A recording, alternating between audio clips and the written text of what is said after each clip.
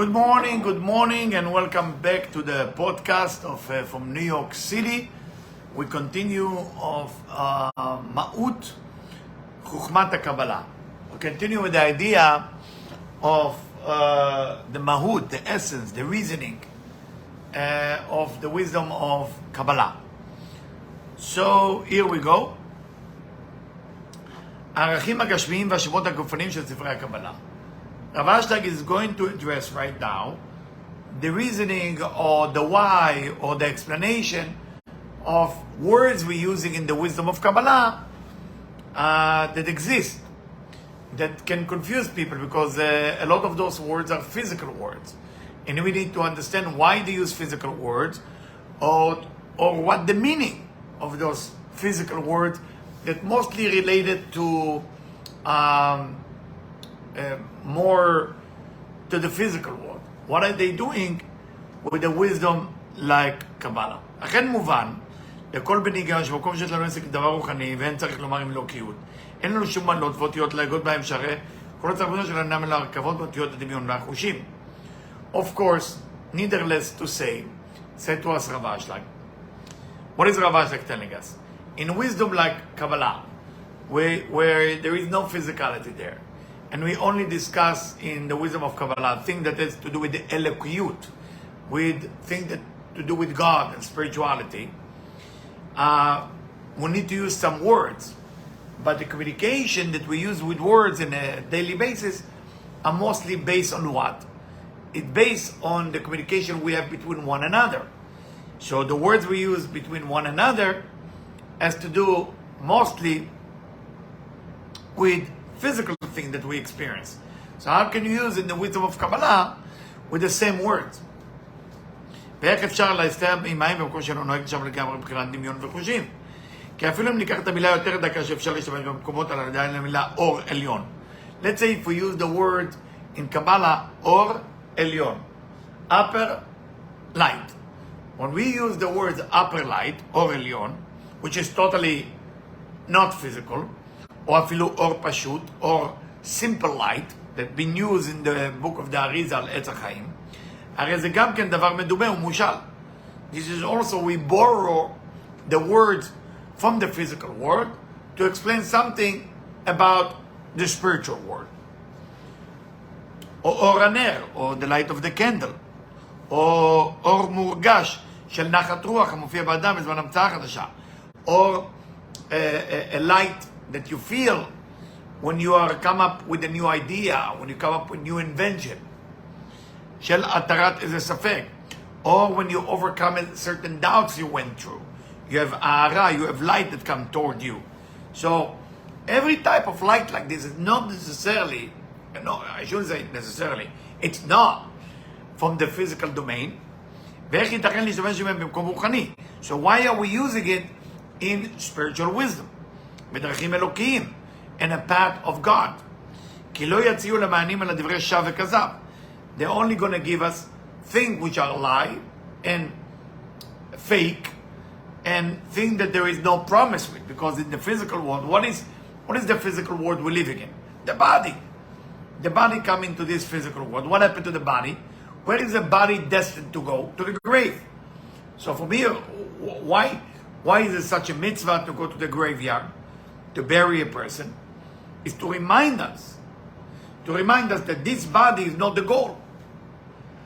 If that will be the goal, then the body will never die. Things which are real are connect to eternity. Things which are not real, not connect to eternity. For that reason, it tells us in the Mishnah that it's better to go לבית הקברות, לבית האבל, to the place where people get buried, then ללכת לבית המשתה, then going to a bar, to a pub, or celebrate with people.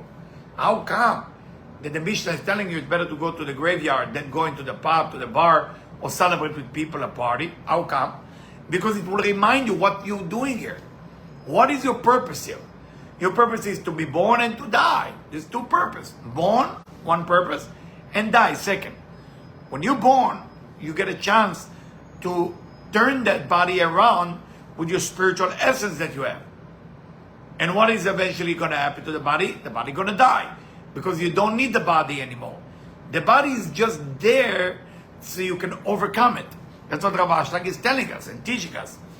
וכל שכן, במקום שאנו צריכים לגלות במילות ההם איזה שכל, מבחינת משא ומתן הנהוג במחקרי החוכמה, שכאן מוכרח חכם להשתמש בדיוק חמור עם דברים מוחלטים לעיני המעיינים. What happened when we need to do negotiation in this wonderful wisdom, like Kabbalah, as Rabbi Ashlag writes to us in Matan Torah? So we have to have a lot of fences, a lot of limitation for how we use the word and why we're using the words. ואם יקשה לחכם אף במילה אחת, בלתי מוצלחת, הרי יגרום על ידה בלבול הדעת למעיינים. If the wise person who's teaching that wisdom would be mistaken in one word, only one word, he can ruin the entire wisdom of Kabbalah. So from here we learn first that you need to have the right teacher. Not teacher is a title. Somebody who understands the wisdom. It doesn't make that person who understands the wisdom wiser than the teacher you have right now. It just happened to be a Kabbalist who understands Kabbalah. There is many teachers out there. They don't fully understand Kabbalah. Most people don't fully understand Kabbalah. They understand other wisdom. You need teacher. You need teacher for halakha, for the law. You need teacher for behavior with your wife and children and husband. You need many teachers. Some teachers have it all. But the specific area where I try and want and am being my specialty is Kabbalah, but the real Kabbalah, not Tony Robbins Kabbalah or Les Brown Kabbalah. I'm talking about like not motivational. It's a study. Kabbalah is a study. It's not what can I benefit from the study. Once you think what can I benefit from that study, you no longer study the Kabbalah. You study some motivational thing. You use words of Kabbalah to motivate you. So how to sleep better, how to do this, there is no how. To study. Pure study. Pure study. So that's why when somebody is teaching it and he has one mistake with the words, that he doesn't know the meaning of that word spiritually, he can confuse the soul. And then the people who come to study it will be totally confused. They will not understand what he say before that and what he say after. And what connect to that word. It's for people who are studying the true wisdom of Kabbalah. When you go deep in Talmud Eser Sfirot, when you get deep in Tikkun Azor, very dangerous. Very dangerous. I remember the day that I was told that I need to teach Tikkun Azor. I was very nervous. I didn't want to. I delayed it 1 year. And the reason I didn't want to, because I was afraid, what if I'm going to do a mistake? And then I started teaching it. And I was very nervous. Until a year after to my teaching, or 2 years, I met a wonderful teacher, Rabbi Michael Maor. May Hashem give him long life. And together with him now we have a group of rabbis that we study together Tikkun Azor. So to show you, if you mean it real, just for the study of that wisdom, you're going to meet the right people. But if you're looking just to make it motivational and fun, you're going to meet that people too. You're going to meet exactly what you want to meet. You want to meet the real deal. Of course, the real deal is not always fun. It can be complicated. You know, the other day I was looking at Sefaria. It's a website that offers all the Jewish study for free. And when I look at it, the people that listen to my lecture there, because I posted the video, not I, Debbie did that. She posted all my video there. And I was shocked that there is 800 people watching my video. And I started saying to myself, who's watching those videos? Those are not motivational video, or this is just information and content of Kabbalah. And I was very impressed that there is people in the world that study that with me, that I'm not alone. So I'm very happy with Sapphire. It's time to say thank you.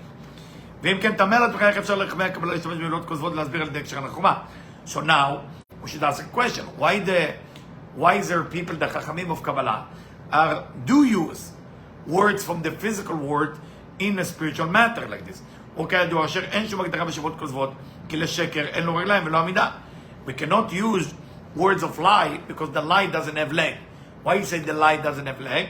Because the word sheker, shin is letter that has a bottom, but kuf and resh is standing on one leg and the resh on one leg. That means אין לו רגליים, doesn't have legs, so it can fall down. אמנם כאן צריך שתדע מקודם את החוק של שורש וענף ביחס עולמות מזה לזה. So Rav Ashlag is teaching us something that since Mount Sinai was not revealed, he called it שורש וענף, roots and branch. Everything in wisdom of Kabbalah has to do with root and branch. When you read the words of Kabbalah, that you read them, you need to know this has to do with shoresh ve'anaf, roots and branch. Meaning you read it in the physical way, it's called light. What is the meaning from the roots point of view? That's Kabbalah. So that was the biggest revelation of Rabbi Yehuda Ashlag. And then he passed it on to Rav Brandwein. Okay? Unfortunately, it didn't pass on to a lot of people. One of the son of Rabbi Yehuda Brandwein, Rabbi Avram, he carried that flame. And then I met also Rabbi Mordechai Scheinberger, who also studied with Rav Brandwein. Those are the people who carry the flame. Of course, it was a lot of students around, a lot of supporter, and they get glimpse of Kabbalah, which is good too, and it's enough if you want to study it this way. But there is more for people who want more, like me. I'm sure there is other who want more. Then I start follow more than that. It was not enough for me just to hear a glimpse. I want to know more. So let's see what it's saying. The name that the Chachamim, the wise people of Kabbalah said, that exists in the Olamot, in the worlds, W-O-R-L-D-S, worlds, Atzilut Bria Yetzirah Asiyah, emanation, creation, formation, and action. החל מעולם הראשון יותר עליון נקרא אצילות, עד העולם הזה הקדוש ברוך הוא שנקרא עשייה. זאת אומרת שאמרנו לו גם בזה, בכל פרטי ומקרים. Everything in those systems are the same. דהיינו שכל המציאות במקרה נמצאים בעולם הראשון. Whatever exists in emanation, כל נמצאים גם כן בעולם השני שבתחתיו. That also exists in creation, no change. And it exists in the lower world. ואין שום הבדל ביניהם אלא הבחן מהדרגה בלבד. The only difference between them is what level or what frame of reference we talk about. המובן רק בחומר שבפרטי המציאות. And it relates only in the material that exists in the reality. שבכל עולם ועולם, in every world that exists. שהחומר של פרטי המציאות הנמצאים בעולם הראשון, whatever the material that exists in the upper world, יותר עליון, חומר זך יותר. כל התחתונים ממנו. It less coarseness than the lower world. Meaning in Asiya there is more coarseness, more materialistic. In Atzilut there is less. וחומר פרטי המציאות שבעולם השני הוא מעובה מעולם הראשון. תחזק מקום מתחתיו בבדרגה. ועל דרך זה עד לעולם הזה שלפנינו שהחומר של פרטי המציאות שבו יותר רב וחשוב מכל העולמות שקדמו אליו. And in our world it's the same like Atzilut, the same like the world of emanation. Just here there is more thickness, more coarseness, more avyut, more physicality. So that's why to work on yourself in this olam, in this world, is tremendous. Because to do one good thing in this world, you should be very happy. To be able to prevent yourself from the wrongdoing, you should be very happy too. עולם הצורות של פרטי המציאות וכן כולם בגלל שלהם בשביל כל עולם ועולם. כמות זה איכות בלי שינוי כלום. Whatever chances that you get of light, whatever it is in Atzilut or in Asiya, same thing. והמשינו את זה כמשפט, and there is like a story, החותם והנחתם, like the seal, and you know when you have a seal, so the stamp that put the seal, the bottom of the stamp look like the seal. So from here we learn כל הצורות המצויים בחותם עוברות ושלמותנו כל פרק דקתוהם והנחתם ממנו. So whatever you have in the seal is going to be print into the paper. כן הוא בעולמות, the same thing with the upper world, אשר כל עולם תחתון נחתם העולם עליון למענו. So whatever is below is basically a result of whatever happened above. ועל כן כל הצורות שיש בעולם עליון בכל פרוטם ואיכותם נעתקים במילואם. So whatever happened in the upper world, it will be copied to the lower world. באופן שאין לך פרט של מציאות, שבקרה המציאות בעולם התחתון שלא תצדו כתוב בעולם העליון. There is nothing in the lower world that you will not find in the upper world. בצורה שווה. Amazingly, perfection and the same. כמו בית טיפות של מים, like 2 drops of water. ונקראים שורש וענף, but we call it roots and branch. כלומר, שאותו הפרוט הנמצא בעולם התחתון, whatever detail that you find in the lower world, נבחן לבחינה של ענף דרך הדוגמה שלו מצוי ועומד בעולם עליון שהוא שורשו של הפרט התחתון. So whatever we dealt with, the words, I'm talking about the words specifically, or the study of Kabbalah that we study. And unfortunately, if you don't have the right teacher, you don't fully understand that wisdom, because you're reading the words as it is, but those words are only branches that has correlation to a roots in the upper world. You need to know the relationship between them through your teacher. מפני משם נכתב ונטבע הפרט ההוא בעולם התחתון, וזהו כוונת חז"ל כמו שאומרו, אין לך כל עשב מלמטה. Now we know what it's written in the Talmud. There is no grass in the lower world that doesn't have a mazal, a sign, or a policeman or an angel that telling him grow up. Meaning whatever is happening in the physical world, there is a relationship to it in the upper world. כלומר שהשורש נקרא מזל, the roots called מזל, מכריח אותו לגדול, force him to grow and to receive whatever it need to give. כמשפט החותם והנכתב, like the seal and the sealing. עמנו כאמור להם, וזה החוק של שורש, this is the roots and the branch. הנוהג בכל הפרטים, exist in all details of the עולמות of Kabbalah, תיעוד ושל מקרה המציאות, וכל עולם ועולם ביחס העולם העליון ממנו. And this is the relationship between the upper world to the lower world. So what did we learn today? We learned that there is something called shoresh ve'anaf, root and branches. So when you read the words of Kabbalah and you read them, you need to know what is the meaning of those words in the upper world. If you lost that, then you will start imagine that you're talking about some light. I hear sometimes beginner students start talking about the light. I saw the light. You can't see the light. Light is an expression of an energy, of a source, of a concept that's called sharing, for example. Okay? Vessel doesn't mean vessel. Vessel is a concept of desire or receiving. Every word have connotation that you need to learn the connotation. And once you know, then everything becomes easy. Thank you. Till tomorrow. All the best.